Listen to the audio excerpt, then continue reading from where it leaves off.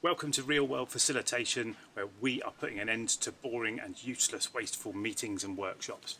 Today I'm going to talk to you about prioritising and give you the simplest approach to prioritising a set of activities or ideas or strategies, whatever you're working with in your workshop, that you need to get to a shorter list of priorities to take forward or to consider further in the workshop. So we're going to use the 2x2 matrix.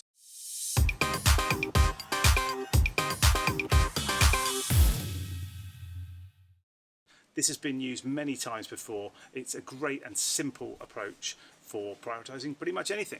So what you need to do to start with is get your whiteboard or your flip chart. This is Magic Whiteboard, so it comes in a roll, sticks to anything. It's really useful. You should definitely have it in your kit bag.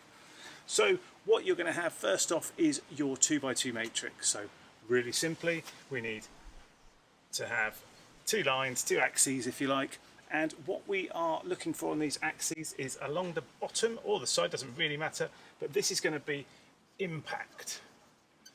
So this is how much of an impact the idea is going to have towards whatever objective or whatever you're trying to achieve. So that's the impact measure. High is at this end and low is at that end. So big impact, that end, low.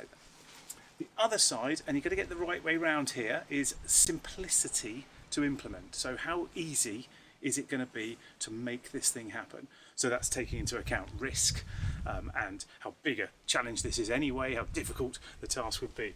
And the important reason why we're going to have, I'm going to call it ease to implement. You can call it simplicity, implement, try and spell, and that's going to go up the side here with so high ease. This is why we do it in reverse, and low. The reason we want to do ease of implementation, not difficulty, is because ideally your top right hand corner wants to be your high impact, highly easy to do. So there's your 2x2 matrix. Now you get your ideas. So this might have been a brainstorm activity you've been running. You might have been using the post-it grouping approach that we talk about in our guide, our free guide. By the way, you can download our free guide. Have a look in the comments for the link to do that. So what you then need is your ideas. So let's get my Sharpie, if I can find it. Here we go, post-it notes, Sharpie. So let's just suggest, I don't know, the first one, idea one. There you go, that's as creative as I'm feeling right now. Idea one. And what we do is we ask the group, where does it go? Is it going to have a very big impact? Or is it going to be something that we think is lower impact? The first one is important just to get it on there, because that will then become a benchmark by which you can judge others. So the important part of this is that you capture the reasons why people are saying what they are saying. So you can spend some time first with the group talking about what is high impact versus low impact and how will we judge things. You can create a set of criteria, if you like, for how you're going to do that. You can equally do the same with how simple things are to implement. But what we want to do is get the group talking to us about this idea one. Is it going to have a big impact? So if it's organisational change we're talking about, then typically things this end are things that hit the whole organisation. So a new performance management system, for example. So we're going to create a new performance management system that's going to affect everyone in the organisation. So the impact we'd expect to be very high. How difficult is it to do? How easy, I should say, is it to do? Now, a performance management system, a new one, that's a big project. You've got to take a lot of people through a lot of change, educate managers in how to have the performance conversations with their team.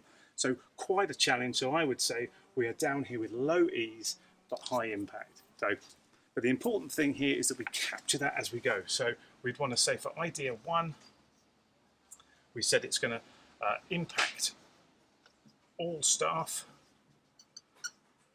but we said it's going to be difficult to implement because all managers need to be trained in a new performance management system. So all managers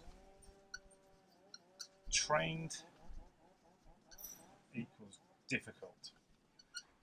So it's important to capture as we go the reasons why we believe what we do. Otherwise you end up going back through all of that later, which is no fun for anybody and means that you've kind of wasted a bit of your time in the workshop.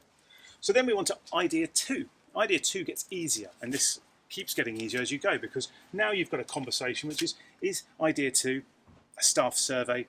It's idea too, if we're going to implement a staff survey, really useful to get a pulse check on your organisation, how they're feeling, gives you some thoughts about where you need to intervene and the things you need to do in your organisation. So going to have pretty good impact, probably not as high as a brand new performance management system, which is going to drive people to have new objectives to achieve what you want. So let's say it's in the middle. And then the next question is, how easy is that to implement? Well, a staff survey is a lot easier than a brand new performance management system. So we're probably talking about getting it up here somewhere. So it's relatively easy and some impact. So a good one to be thinking about taking forward. Make sure you capture the reasons why. So what we said here is a staff survey,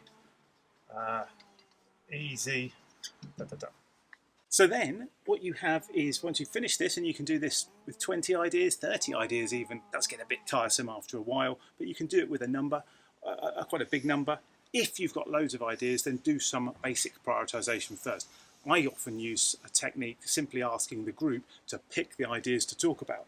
The ones that are left behind after you get bored or have done enough are the ones that are lower priority. No one's picked them. So it's quite an easy way of having a loose prioritization.